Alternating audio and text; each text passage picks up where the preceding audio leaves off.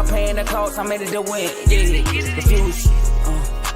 Bond that can't be diffused. If you ain't thinking the same, then we playing by different rules.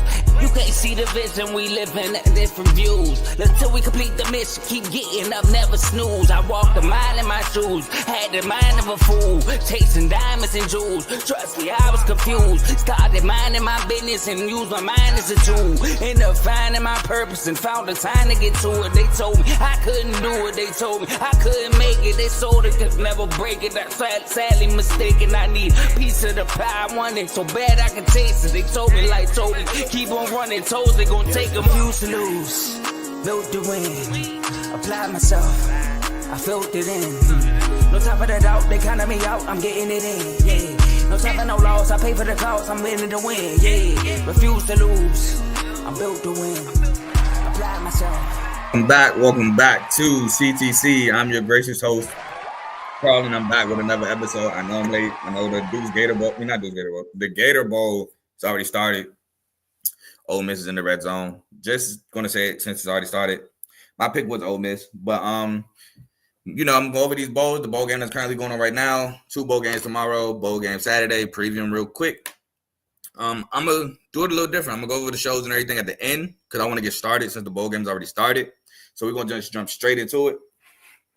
We have, like I said, the Gator Bowl tonight currently going on. It's the first quarter, just started, so I'm not like late into the ball game. Just got back from bowling with the fam. So, boom. Duke, they got to pressure Jackson Dart. They got to put pressure on Jackson Dart. Jackson Dart is the heart and soul of this offense, in my opinion, especially with Parrish. Henry Parrish, I believe he's not playing. I think Ulysses Bentley is the workhorse today for Ole Miss. Get the ball to Eli Panko and Jordan Moore. Y'all know what I say about Jordan Moore, man. Jordan Moore does it all as a receiver. You need a go ball. You need a first down. You need to run a short intermediate route. Anything, a contested catch. Jordan Moore can do it all. And Panko is more the explosive one, in my opinion. Make this a low-scoring game. Do not allow Ole Miss to put up a bunch of points because Duke is not built to put up a lot of points as is. Now without Malik Murphy, who's going to Duke. Not Duke, excuse me. Forgot where Malik Murphy's going to. I'm thinking of Mensa. Mensa's going to Duke. I forgot where Murphy's transferring to, but he is transferring out of Duke. And Grayson Loftus also transferring out. So they're with Henry Bolin, excuse me. You can't allow this to be a high-scoring game. Establish Peyton Jones, and you got to force turnovers because, again, you don't want them to score. And that's what Duke does, man. They rely on defense, and they're going to have to force some turnovers against a really good Ole Miss offense. Now, if you're Ole Miss, you got to score. Just put up a bunch of points. Make Duke have to be uncharacteristic. Get the ball to Caden Lee and Jordan Watkins. I believe touchdown Trey Harris is not playing. He's going to the draft. I also believe Juice Wells opted out. Run Ulysses Bentley, the running back, who's going to be the workhorse. Like I said, Parrish is transferred out. He opted out. Pressure Henry Bellin, the quarterback stepping in for Murphy and Loftus. And for 3rd and long, let's see what this quarterback got. See if he can convert. And like I said, I pick Ole Miss. They got a lot of their starters playing on the offensive end. Defensively, I believe Prince Yanina, the transfer from Florida, bro. Princely Yaminalin, I think is how you pronounce that. The star edge rusher, I believe he's playing. And also, Ole Miss is really good at getting to the quarterback this year. I want to say they were first in sacks this year in the nation. So they're really good at getting to the quarterback. And I think that's going to put a ton of pressure on this Duke offense. Missing their starting quarterbacks, missing Star Thomas, the running back. So it's a lot missing for Duke, and that's why I'm going Ole Miss. Next, we'll go into the first bowl game tomorrow, the First Responder Bowl. North Texas at Texas State, 4 o'clock on ESPN. Texas State comes into this one as a 13.5-point favorite. North Texas is without Chandler Morris and DT Sheffield. DT Sheffield, their star wide receiver. He's opted out of the bowl game. He's in the transfer portal. So in steps Drew Mastermaker, the freshman who was the backup for North Texas. For Texas State, Jordan McLeod is supposed to be playing limited snaps. It said that he's not playing a significant amount. So we'll see how that goes. And Ishmael Mahdi is transferring to Arizona, the star running back. So we'll see how that goes. Now, they do have Terrence Burgess, who was a starter for UTEP last year. He's a very capable back. So they're not missing nothing there. Well, obviously, I say it's a drop off between Mahdi and Burgess because Mahdi is that good, but he's still a starting caliber back. And then you have Joey Hobart, the wide receiver for Texas State, who's leading them in receiving, and he's a really good receiver. I love Joey Hobart's game. So you have that as well. But for North Texas, they got to run Shane Porter. You got to establish Shane Porter, the running back, get him going because your starting quarterback is now gone. have to get stops. North Texas defense is an Achilles heel for this team. Teams put up points at will against this defense. Someone has to step up in replacement of DT Sheffield. Like I said, the star receiver is in the portal. Drew Mastermaker has to play well. He has to play well because Chandler Morris, his play determined how this team looked. If he didn't play well, this team didn't play well. If he played well, this team played well. So it's going to be up to Mastermaker as well. And they got to stop the run of Torrance Burgess. Now, if you're Texas State, got to get the ball to Joey Hobart. He is your guy. As we have a 4th down interception by Ole Miss, and it's he's still going. I thought he stepped out. It might be a pick 6. It might be a pick 6. Speaking of having the forced turnovers, Duke gets a 4th down interception. But back to Texas State, they got to stop Shane Porter, get the ball to Joey Hobart, establish Torrance Burgess. RJ Martinez looks to step in for Jordan McLeod, so you got to get him going with some throws, and you got to force turnovers because this defense, like I said, put up points at will, and gets points put up on them at will, and because of that, I'm going Texas State. Texas State is an offense that can be explosive. North Texas is a team that is normally giving up points. Bad combination. Give me Texas State to win against North Texas. Next, we have the Duke's Mayo Bowl. Every coach's dreaded bowl where the winning coach gets mayonnaise dumped over top of him instead of Gatorade. So winning is a gift and a curse. We have Minnesota favored at 8.5 points against Virginia Tech. Oh, missed a comment. My bad. Let me go back. Big Blue held it down. Shout out my uncle. Big Blue held it down. Held the bowl down. Let's go. Nah, I can't get with that. But shout out my uncle though. Drink Pepsi. But yeah, Minnesota. They got to run Darius Taylor. He's a star player. Sophomore back. One of the best backs in the Big Ten. You definitely got to run Darius Taylor. Max Brosman, he has to continue to play well. He's been playing well down the stretch for Minnesota, and Minnesota has been winning games. Max Brosman, big piece of him playing well. Daniel Jackson, wide receiver, got to get him the ball. Pressure Pop Watson, who looks to start for Virginia Tech with Colin Shalee and Kyron Jones both being hurt. And force Minnesota in passing situations. Went too far. And stop the run. Bashir Tootin, they said they haven't. I saw something that said he hasn't been spotted at practice. But Virginia Tech is a run-heavy team anyway. They want to run the ball, so stop the run. Let's see what Pop Watson could do as a passer, and you should be fine at Minnesota. And Minnesota's a good defense, so I think they'll be fine there.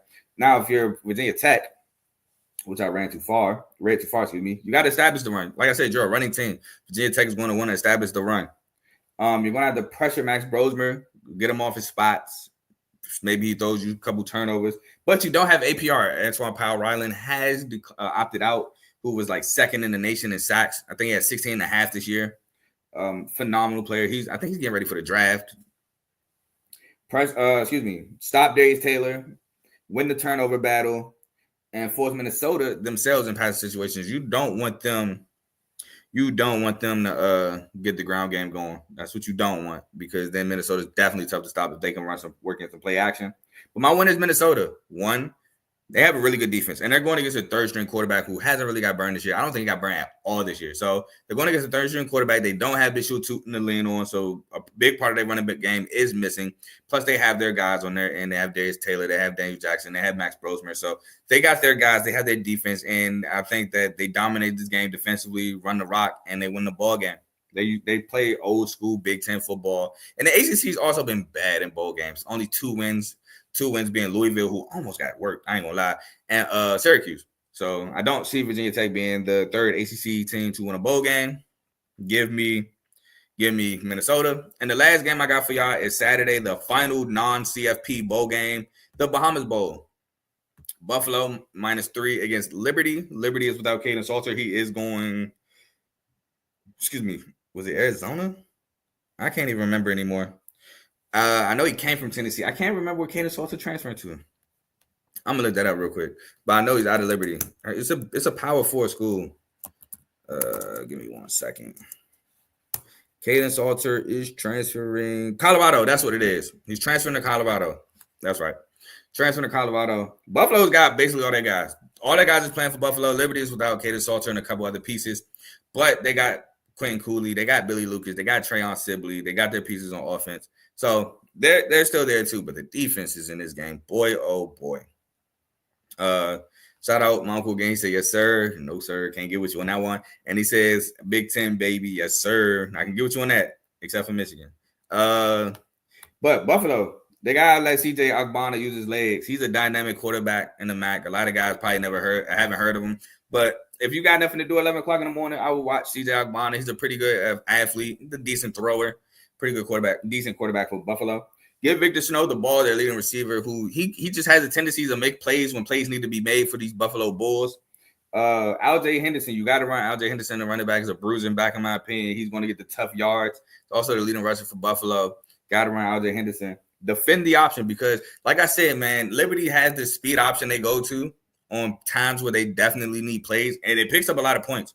It definitely gets not points. It picks up a lot of yards, for the Liberty Flame, that speed option they like to go to. They used to run somewhat of a triple option last year with Aaron Bedgood and Belly Lucas and Katie Salter, and sometimes they'll put in Quinn Cooley.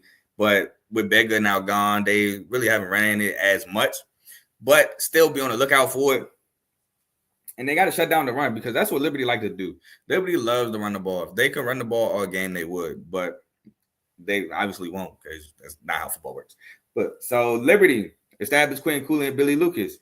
Get Trayon Sibley the ball, man. I think even in situations where he's one-on-one, throw him a jump ball. Let's see if he can come down with a contested catch. Contain CJ Agbana, really good athlete. Ryan Berger. See, he's going to have to hit on his passes, man. He can't be inaccurate. He's got to hit passes. He got to hit the open ones. He got to hit those small, tight windows. He can't be inaccurate for this Liberty team. And this defense has to get stops. Like I said, man, this Liberty defense has been bad. Buffalo defense ain't been the greatest either, but Liberty defense is been bad as well. So I think maybe I don't know what the over-under is because I'm in Virginia, and you can't bet college schools in Virginia. And so I only could see I'm going to try to look again, but I was able to see the spread on ESPN. So that's where this spread comes from, ESPN, the app. But in terms of the over-under, I don't think I can see that. I'm going to try to see that real quick. Oh, I can. The over is 50.5. I might take that if I was betting this game, but I can't. I'm in Virginia. But my winner, I'm going to go with Liberty as the dogs. And honestly, I'm going back and forth for myself with this game, to be completely honest. It's tough for me to pick a side. And I just went with Liberty because I feel like Liberty is a good Conference USA team. The defense didn't do them any favors down the stretch, and that's why they missed the Conference USA Championship. And I think the defense may be an issue.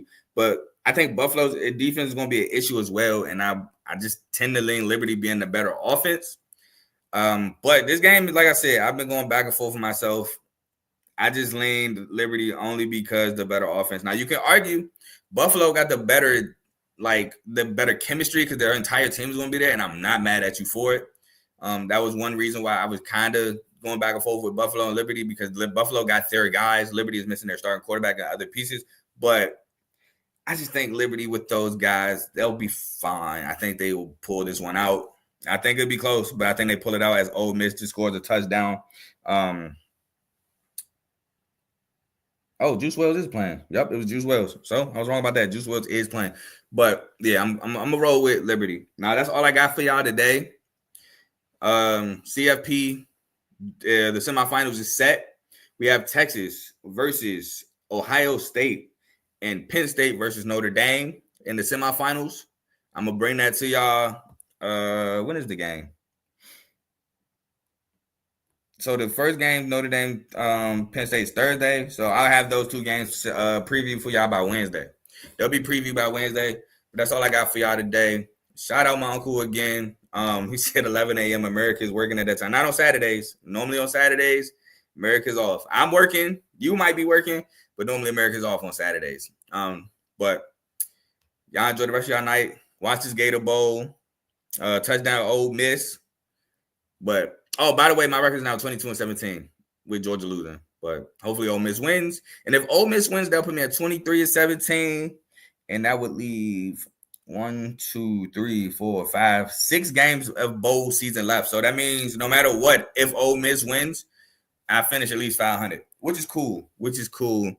If I finish at least 5, I take that. I mean, the way I started, I thought for sure I finished over 5, but the way some of these teams lost bowl games, I take a 500 record. But obviously, it's not good enough for me. I want to be above 500. So let's go Ole Miss. Somebody else give me a win, but I'm going to catch y'all next time. Peace.